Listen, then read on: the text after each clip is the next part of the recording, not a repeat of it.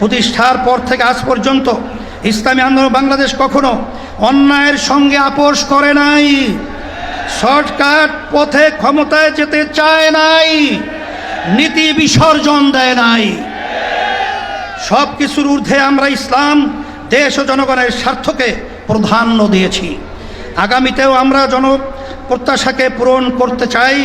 আজকে মঞ্চে যারা আছেন যদি আমরা মুনাফিকি না করি, মঞ্চে যারা আছে যদি মুনাফিকি না করি, মুখের এবং কাজের কথা যদি একসাথে থাকেন, মুখের সাথে কাজের যদি মিল থাকেন, আমি এই লক্ষ জনতার সামনে কসম করে বলতে পারি আগামীতে ক্ষমতায় যাবে ইসলাম, ক্ষমতায় যাবে ইসলাম, কোনো সন্দেহ নাই। শেখ হাসিনা ভারতের দালালি করে ব্রিফকেস নিয়ে পালিয়েছে। নতুন বাংলাদেশে ভারতের যারা দালালি করবেন লুঙ্গি নিয়ে পালানোর জায়গা পাবেন না। কিন্তু আপনার এই ভূমিকায় প্রশ্ন তৈরি হয়েছে, আগামী 8-10 মাস পরে যদি নির্বাচন হয় আপনি সোজা থাকবেন কিনা। আপনাকে এই 8 মাসে নিরপেক্ষতার প্রমাণ আপনাকে দিতে হবে। দীর্ঘ সময় ধরে বাংলাদেশ যে মুজিববাদী সংবিধান দিয়ে পরিচালিত হয়েছে, সেই মুজিববাদী সংবিধান বাংলাদেশে আর চলতে পারে না। আনুপাতিক হারে নির্বাচন হলে সমস্যাটা কি? কোনো সমস্যা নাই। প্রধানমন্ত্রীর মেয়াদ 10 বছরের বেশি না থাকলে সমস্যা কি? আমরা অত্যন্ত যৌক্তিকভাবে এই কথাগুলো দফায় দফায় আলোচনায় তুলে ধরছি, কিন্তু এটা পরিষ্কার সংবিধান এই সংস্কার জাতীয় ঐক্যমত্য কমিশন কেন জানি দু একটি দলের প্রতি পক্ষপাতমূলক আচরণ করছে। পীর সাহেব তরমোনাই যে সিদ্ধান্ত দিয়েছে যে পিআর সিস্টেমে যদি ভোট হয় হিন্দু সম্প্রদায় ভোট কেন্দ্রে যাবে, নইলে যাবে না। তিনটা জিনিসকে সামনে নিয়ে সংস্কার, বিচার, পিআর, আসলে আমরা এই সমস্ত ওয়ার্ডের বিশ্লেষণ প্রয়োজন। সভাপতি এবং আজকে স্টেজে উপস্থিত আছেন বিভিন্ন রাজনৈতিক দলের জাতীয় নেতৃবৃন্দ, আজকে সকল মানুষ, সারা দেশের মানুষ আজকে পিয়ারের পক্ষে জেগে উঠেছে।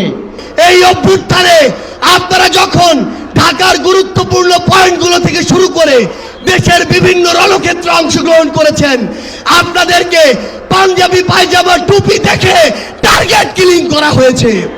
আমরা 2013 সালে শাপলা চত্বরে আমাদের রক্ত বিলীন করে শত শত মানুষ জীবন দিয়েছি। 2011-তে ফেসিবাদী হাসিনা সরকার আল্লাহর উপর পূর্ণ আস্থা বিশ্বাস তুলে দিয়েছে। আমরা দাবি করেছি, সংস্কার কমিশনের সঙ্গে বৈঠকে দাবি করেছি।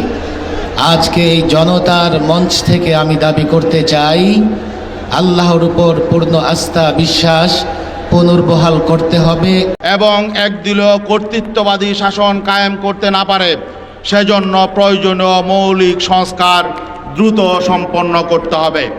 আজকে জালেমদের বিচার করতে হবে এবং সংস্কার করে নির্বাচন করতে হবে।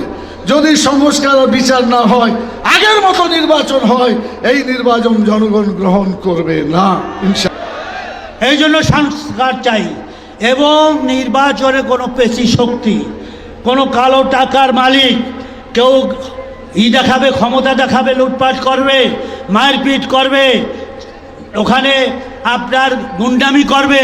এই গুন্ডামি আগামী নির্বাচনে কি আমরা নির্বাচন কেন্দ্রে করতে দেব কি দেব না?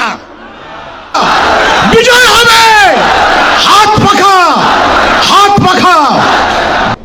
ইতিপূর্বে 54 বছরে যেই পদ্ধতিতে নির্বাচন হয়েছে, আপনারা এই কয়েকদিন আগে হাবিবুল আউয়ালের অভিশপ্ত হাবিবুল আউয়াল যে সিওসি বক্তব্য রেখেছে যে এই পদ্ধতিতে 1000 বছর নির্বাচন হলেও সুষ্ঠু নির্বাচন হবে না।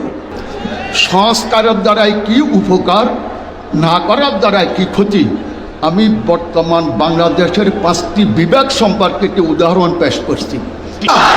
বিজয় হবে হাত পাখা, হাত পাখা।